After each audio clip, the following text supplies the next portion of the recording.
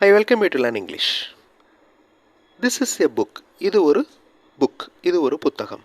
இது ஒரு புத்தகமா அப்படின்னு மாற்றணும்னா இஸ் திஸ் எ புக். அந்த இஸ் அப்படிங்கிற பி வேர்பை முன்னாடி கொண்டு வந்துட்டிங்கனாலே போதும். அதாவது சப்ஜெக்ட் வேர்பை ரீப்ளேஸ் பண்ணிட்டா அது ஒரு கேள்வியாக மாறிடுது. So this is a book. Is this a book. இது ஒரு புத்தகமா இல்லையா அப்படின்னு கேட்கணும்னா எந்த வார்த்தையை ஆட் பண்ணணும்? This is a book. Is this a book. அதை ஈஸியாக மாற்றிட்டோம். இது ஒரு புத்தகமாக இல்லையா அப்படின்னு கேட்குறதுக்கு நாட் அப்படிங்கிற வேர்டை ஆட் பண்ணாலே போதும். Is this a book or not? இது ஒரு புத்தகமாக இல்லையா? Is this a book or not? என்னால் இதை ஒரு புத்தகம் என்று சொல்ல முடியவில்லை. இது எப்படி இங்கிலீஷில் சொல்கிறது? அதுக்கு முன்னாடி I welcome you to this channel Sentax. உங்களுடைய ஸ்போக்கன் இங்கிலீஷ் ஸ்கில் டெவலப் பண்ணுறதுக்கு வீடியோஸ் அப்லோட் பண்ணிட்டு வரேன். ப்ராக்டிஸ் பண்ணிட்டே இருங்க, கண்டிப்பாக டெவலப்மெண்ட் இருக்கும். Is this a book? இது ஒரு புத்தகமா? Is this a book or not? இது ஒரு புத்தகமா இல்லையா? என்னால் இதை ஒரு புத்தகம் என்று சொல்ல முடியவில்லை. வீடியோ பாஸ் பண்ணிவிட்டு இந்த சென்டென்ஸை ஃப்ரேம் பண்ணுங்கள். கிராமர் மிஸ்டேக் இருந்தாலும் பரவாயில்ல, ஆன்சர் பார்த்து திருத்திக்கலாம். ட்ரை பண்ணுங்கள், கண்டிப்பாக உங்களால் முடியும். வீடியோ பாஸ் பண்ணிக்கோங்க. ஆன்சர் ஃபியூ செகண்ட்ஸில் டிஸ்பிளே ஆகும். என்னால் இது ஒரு புக்குன்னே சொல்ல முடியல. ஐ cannot டெல். முடியவில்லை. அந்த முடியும் முடியவில்லை அப்படின்னு வர்றப்ப cannot யூஸ் பண்ணுவோம். ஓகே, அந்த மாதிரி எபிலிட்டி சொல்கிறப்ப கேன். I cannot del. என்னால் சொல்ல முடியவில்லை. that this is a book. இது ஒரு புத்தகம் என்று என்னால் சொல்ல முடியவில்லை. அடுத்த கேள்வி, நீங்கள் இந்த புத்தகத்தை வாசித்து விட்டீர்களா? நீங்கள் இந்த புத்தகத்தை ரீட் பண்ணிட்டீங்களா? வீடியோ பாஸ் பண்ணிவிட்டு இந்த கொஸ்டினை ஃப்ரேம் பண்ணுங்கள். ஆன்சர் ஃபியூ செகண்ட்ஸில் டிஸ்பிளே ஆகும். Have you read this book? Have you read? So இந்த ரீடுன்னு வாசிக்கக்கூடாது. ஏன் ரீடுன்னு வாசிக்கக்கூடாதுன்னா, இது வந்து கேள்வி. இந்த கேள்வி ப்ரெசன்ட் பர்ஃபெக்ட் டென்ஸில் இருக்குது. அதாவது ஹாவ் யூஸ் பண்ணியிருக்கோமா, அந்த மாதிரி ஹாவ் யூஸ் பண்ணியிருந்து இல்லை ஹேஸ் யூஸ் பண்ணியிருந்து அதுக்கு அடுத்து ரீடு அப்படிங்கிற வார்த்தை வந்துச்சுன்னா அதை எப்படி ப்ரொனவுன்ஸ் பண்ணணும்? ரெட் அப்படின்னு ப்ரொனவுன்ஸ் பண்ணணும். ஏன்னா அது பாஸ்ட் பார்ட்டிசிபிள். ஓகே, இதை பற்றின வீடியோ ஆல்ரெடி எக்ஸ்பிளைன் பண்ணி இந்த சேனலில் இருக்குது. பாஸ்ட் பார்ட்டிசிபிள் தான் என்ன அப்படிங்கிறது. ஸோ ரீடு அப்படின்னா வாசிக்கிறது, அதனுடைய பாஸ்டன்ஸ் ரெட்டு. ஆனால் அதே ஸ்பெல்லிங் தான், READ தான்.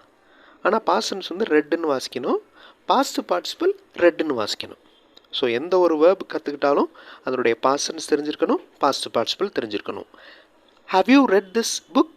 நீங்கள் இந்த புக்கை ரீட் பண்ணிட்டீங்களா? இதுக்கு ஆன்சர் பண்ணுங்கள். அதாவது இல்லை, இன்னும் இல்லை அப்படின்னு ஆன்சர் பண்ணணும். ரொம்ப simple. No, not yet. Yet அப்படின்னா இன்னும், இன்னும் இல்லை, இன்னும் வாசிக்கலை அப்படின்னு அர்த்தம். எங்கே இந்த புக்கை வாங்கினீங்க? இந்த கேள்வியை கேளுங்க. வீடியோ பாஸ் பண்ணிட்டு ஆன்சர் கண்டுபிடிங்க. ஆன்சர் ஃபியூ செகண்ட்ஸில் டிஸ்பிளே ஆகும்.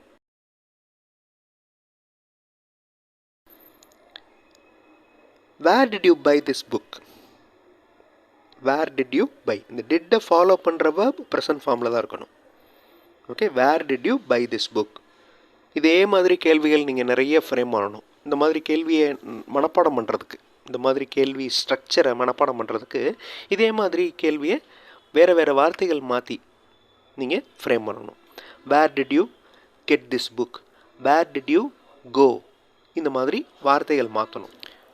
இந்த மாதிரி வார்த்தைகள் மாற்றி சென்டென்ஸ் ஃப்ரேம் பண்ணுறதுக்கு நிறைய இங்கிலீஷ் ரீடிங் இருக்கணும்.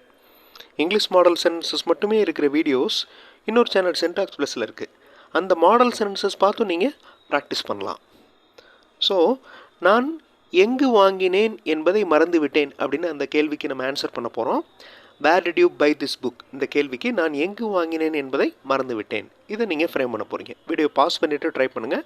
ஆன்சர் ஃபியூ செகண்ட்ஸில் டிஸ்பிளே ஆகும். நான் எங்கே வாங்கினேன்றதை மறந்துட்டேன். I forgot. ஸோ மறக்கிறதுக்கு ஃபர்கட். அதனுடைய பாஸ்ட் ஃபார்ம் கடந்த காலம் வந்து ஃபர்காட். ஐ ஃபர்காட் வேர் ஐ பாட். எங்கே வாங்கினேங்கிறத மறந்துட்டேன். நான் இது போல் ஒரு புக்கை எங்கேயுமே பார்த்ததில்ல அப்படின்னு நீங்கள் சொல்லணும். வீடியோ பாஸ் பண்ணிவிட்டு இந்த சென்டென்ஸை ஃப்ரேம் பண்ணுங்கள். ஆன்சர் ஃபியூ செகண்ட்ஸில் டிஸ்பிளே ஆகும். I have not seen anywhere like this book. நான் எங்கேயுமே பார்த்ததில்ல. I have not seen anywhere like this book. அவர் இந்த புத்தகத்தை கேட்டிருந்தாரா? இப்படி ஒரு கேள்வி இப்போ நீங்கள் ஃப்ரேம் பண்ண போகிறீங்க. அவர் இந்த புக்கை கேட்டிருந்தாரா?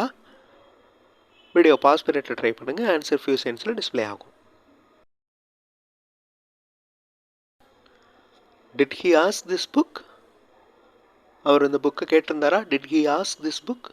ஆமாம். அதுக்கு நீங்கள் இப்போ ஆன்சர் பண்ண போகிறீங்க. ஆமாம், ஆனால் நான் கொடுக்க விரும்பவில்லை. Did he ask this book? அவர் இந்த புக்கை கேட்டிருந்தாரா? எஸ், ஆமாம். But I do not want to give. நான் கொடுக்க விரும்பவில்லை. ஓகே, அதுக்கு அடுத்து ஏன் அவருக்கு நீங்கள் இந்த புத்தகத்தை கொடுக்கக்கூடாது? ஏன் இந்த புக்கு கொடுக்கக்கூடாது? எப்படி ஃப்ரேம் பண்ணுவீங்க இந்த கொஸ்டினை? வீடியோ பாஸ் பண்ணிவிட்டு ட்ரை பண்ணுங்கள். ஆன்சர் ஃபியூ செகண்ட்ஸில் டிஸ்பிளே ஆகும்.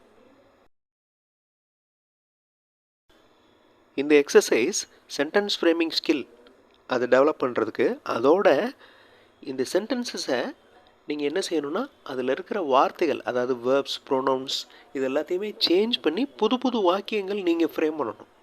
That's the practice. Yes, but I do not want to give. ஆமாம், நான் அதை கொடுக்க விரும்பவில்லை. Why don't you give this book to him? ஏன் இந்த புக்கை நீங்கள் கொடுக்கக்கூடாது? அவர் எப்போதும் பொருட்களை எங்காவது வைத்து விட்டு தேடுவார் அப்படின்னு நீங்கள் சொல்ல போகிறீங்க.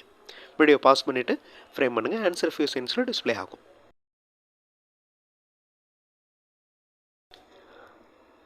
Why don't you give this book to him?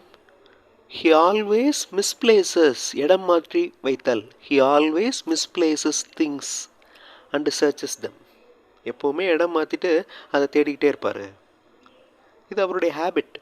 So அதை நம்ம ப்ரெசன்ட் டென்ஸில் சொல்கிறோம். ப்ரெசன்ட் டென்ஸில் சொல்கிறப்ப ரூல் அப்ளை பண்ணுறோம்.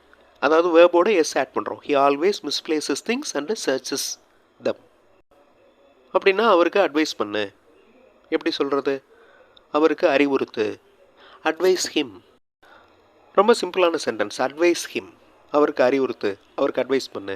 நான் ஏற்கனவே நிறைய தடவை அவர்கிட்ட சொல்லியிருக்கிறேன். எப்படி சொல்கிறது?